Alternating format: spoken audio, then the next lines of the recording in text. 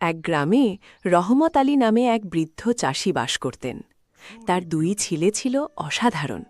বড় ছেলে রনি ছিল মহাবলবান, আর ছোট ছেলে জনি ছিল বাতাসের মতো দ্রুতগামী এবং পশু পাখির বন্ধু।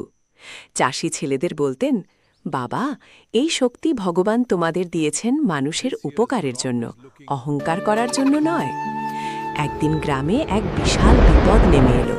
পাহাড় থেকে এক দৈত্যী নেমে এসে গ্রামের ঘরবাড়ি ভাঙতে শুরু করল।